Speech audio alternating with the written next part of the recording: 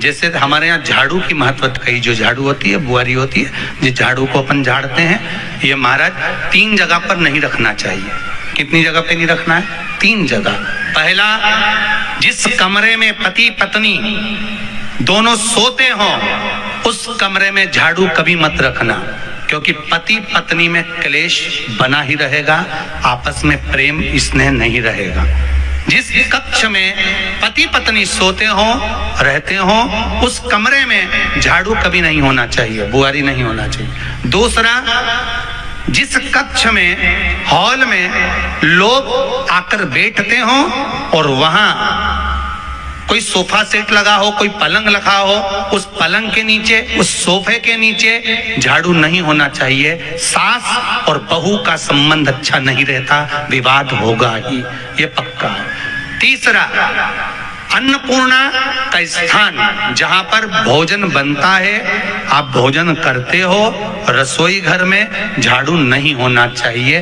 कारण बच्चों में क्रोध आएगा, चिड़चिड़ प्रवृत्ति बनी रहेगी, और बेटा और बेटी संबंध आप करना चाहते हो समाज में, और बच्चे गलत जगह पर संबंध करने के लिए आतुर रहेंगे। इसलिए रसोई घर में बुआरी झाड़ू नहीं होना चाहिए।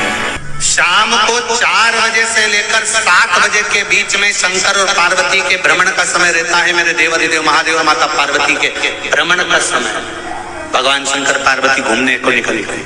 इसलिए हमारा सनातन धर्म कहता है शाम के समय पर माताओं को झाड़ू नहीं लगाना चाहिए, शाम के समय पर माताओं को चूड़ी बिछिया नहीं बदलना चाहिए, शाम के समय पर माताओं को मांग में सिंदूरा नहीं भरना चाहिए, शाम के समय पर माताओं को बाल नहीं बांधना चाहिए, शाम के समय पर माताओं को चौखट पर नहीं बैठना चाहिए। उसका कारण क्या है? क्योंकि पार्वती जी ने भगवान भोलेनाथ जी से कहा था कि तुम मुझे रोज शाम के समय प्रदोष काल में भ्रमण के लिए लेकर जाते हो, मेरे लिए आज्ञा क्या है? शंकर भगवान ने कहा, सुनो पार्वती, मंदिर के अंदर नंदी रहता है, जाने वाला यात्री जब मंदिर में मेरा दर्शन करने आता है तो नंदी के कानों में कहकर जाता है कि शिव जी को मेरे यहाँ लेकर आना।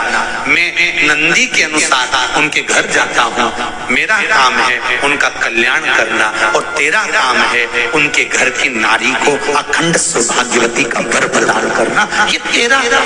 तब पार्वती माता ने कहा, अखंड सौभाग्यवती होने का वर मैं तो दे दूंगी, पर उस समय पर माताएं चूड़ी बदल रही होगी, हाथ से चूड़ी निकाल रही होगी, तो मैं वर कैसे दे सकती हूँ? मांग भर रही होगी तो मैं वर कैसे दे सकती हूँ? उस समय पर चूड़ी बिछिया बदला जा रहा होगा तो मैं वर कैसे दे सकती हूँ? उस समय पर झाड़ू लग रही होगी तो मैं लक्ष्मी को वहां कैसे भेज सकती हूँ? आप बताओ। तो शंकर भगवान ने कहा, प्रदोष का समय एक ऐसा समय होता है, शाम का समय ऐसा होता है जिस समय पर केवल शंकर और पार्वती की आराधना का समय होता है। हम तो कई लोगों से कहते हैं, अगर आपके यहाँ संपदा नहीं आ रही है, बहुत मेहनत कर रहे हो, फल नहीं मिल रहा, कहीं नौकरी, कहीं सर्विस या कहीं व्यापार या व्यवसाय में कहीं तकलीफ आ रही है, हम सबसे कहते हैं शाम का समय पकड़ लो, शंकर जी के मंदिर में दिया लगाना प्रारंभ कर दो। शिव मंदिर में अगर दिया नहीं लगा रहे हो तो बेलपत्री के पेड़ के नीचे दिया लगा।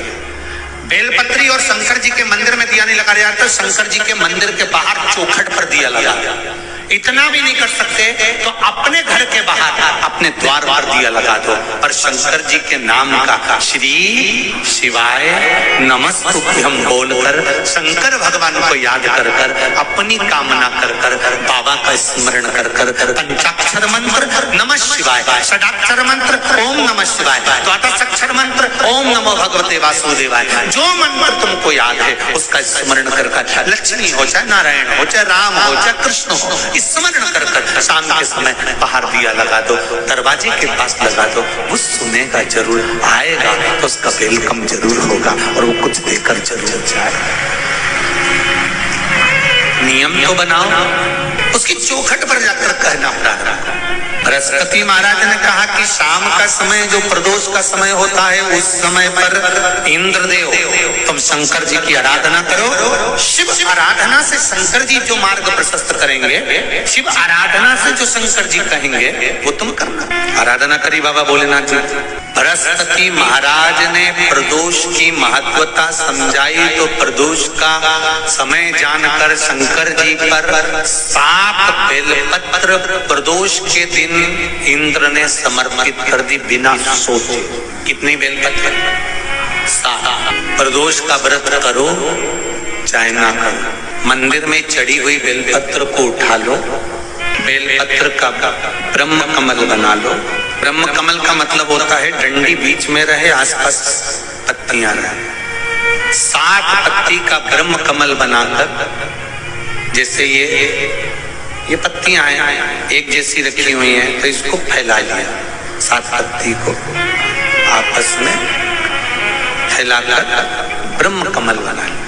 प्रदोष का व्रत करें ना करें, जरूरी नहीं है कि वृक्ष से ही पत्ती लेकर आओगे तो ही शंकर जी को चढ़ाओगे। शिव जी पे से चढ़ी हुई उठाकर धोकर ब्रह्म कमल बनाकर बाबा से विनय कर कर, हे प्रभु आज मैं इस काम के लिए जा रहा हूं, बाबा मेरा यह कार्य है, बोलकर श्री शिवाय नमस्तुभ्यम बोलकर शिवलिंग पर समर्पित। दिन भर के प्रदोष व्रत का फल बाबा एक बेलपत्री समर्पित करने पर ही प्रदान कर देता है।